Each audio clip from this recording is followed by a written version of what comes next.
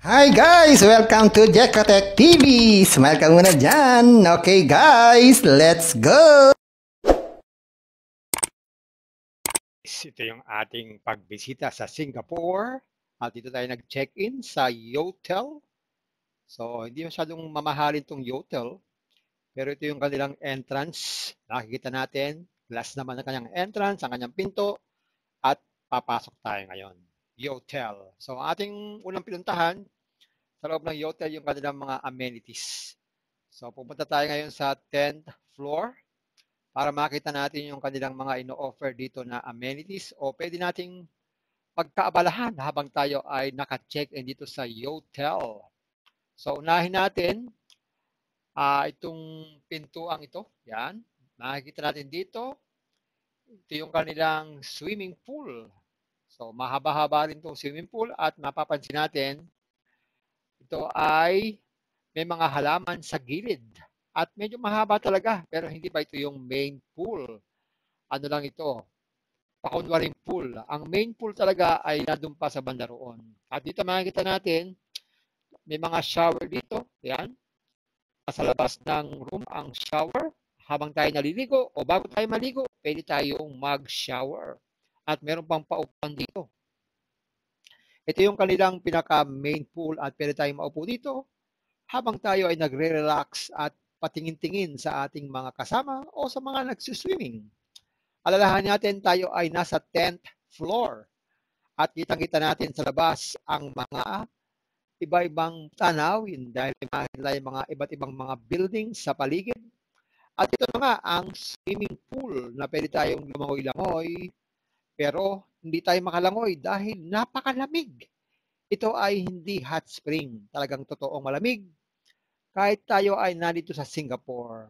Pag wala tayo sa pool, tamang-tama lang yung klima, pero pag nasa loob na tayo ng swimming pool at nagre-relax-relax, ay totoong mararamdaman natin ang tunay na lamig nitong swimming pool. At dito nga, nakikita pa rin natin, marami dito mga tables and chairs. So, pwede tayong magdala dito ng mga pagkain, pero bawal dali ng pagkain sa loob ng pool. Wow, talagang malamig talaga. Hawak pa lang, ay talagang giniginaw na ako. Pero, pag pinapawisan, siyempre, masarap mag-dive. Ayan nga, meron ditong mga tables and chairs. Pwede tayong mag-take out ng pagkain at dalhin dito. At kamain dito habang nagre-relax. Ayan, so aalis na tayo dito. Yan ang ating first tour dito sa Yotel Swimming Pool. Nasa 10th floor. So kayo ay nandito sa Orchard Road. Yan, matatagpuan ang Yotel dito sa Orchard Road. At pwede tayo mag-check-in dito. Mura lang ang check-in dito, guys. Murang-mura dahil lang ang ating nabayaran dito ay napakaliit lang.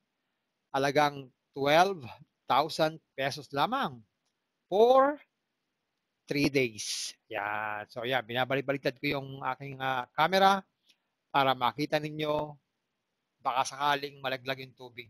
Pero ayaw malaglag eh. Steady pa rin ang tubig.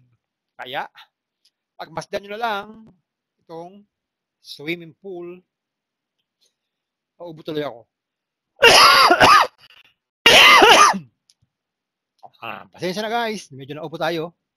Ayan, pinagmamasdan ko kasi pag nakatagilid kaya, ano kang itsura nitong swimming pool? Pwede kaya itong malaglag o hindi? Mamaya, titignan natin kung malalaglag to o hindi siya malalaglag. Yan, diretso na ulit tayo at lalabas na tayo. Pero inuubo ako guys. Nilalabigan yata ako sa swimming pool.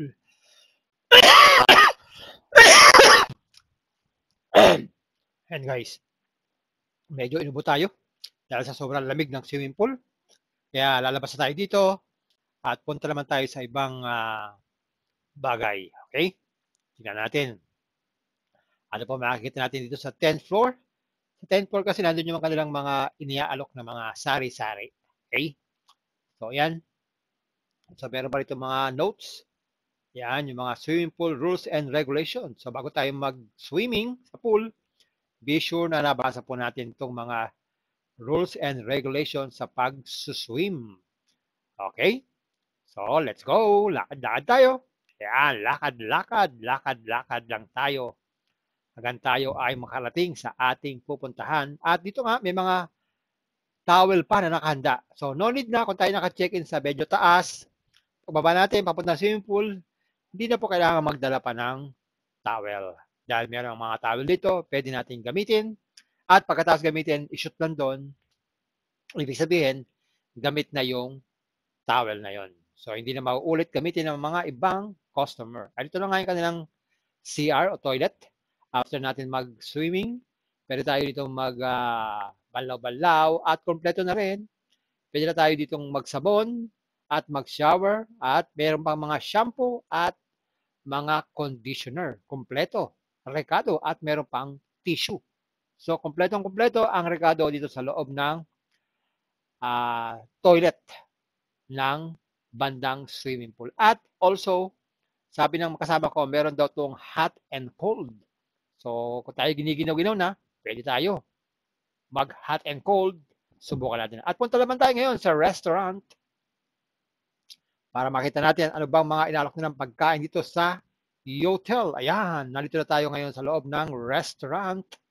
Ayan, meron sila ditong buffet breakfast. So, pwede tayo mag-avail ng buffet breakfast dito. Ito yung mga pagkain nila.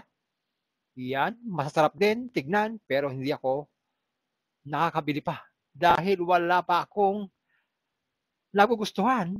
Dahil, nga pala, ako ay kumain na ng almusal. Hindi ko kasi alam na meron pala ditong only o buffet breakfast.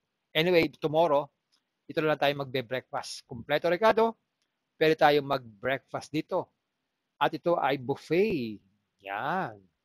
So kung kayo ay walang balak maglabas, mag-stay lang kayo sa hotel, pwede tayo dito sa loob ng hotel, 10th floor. Pwede tayo mag-coffee, and also tayo ay kumain dito sa masasarap na inihain sa atin dito sa buffet breakfast dito sa Yotel. Yan. So, tingnan nyo naman yung mga pagkain at talagang tsura pa lang ay talagang matatakam tayo. At meron din mga dim sum. Kagaya nito, yan. Malilit na siomay. Sarap. Ano pa kaya ang meron dito? Tingnan natin. Oh, meron din silang, ano ito? Egg. Oh, ang sarap ng egg. At meron din sila ditong, ano tawag doon? Hot cake. And also, meron sila itong mga pasta, spaghetti, bread, and also, meron sila ditong coffee. Ayan. Labas na tayo dito at tayo ay aalis na. Papasyala tayo sa buong Singapore. Ito yung ating part 1, Yotel. Dito tayo mag-stay sa Singapore Yotel. Bye-bye, guys! Hi guys! Welcome to Jekatech TV! Smile ka muna dyan! Okay guys, let's go!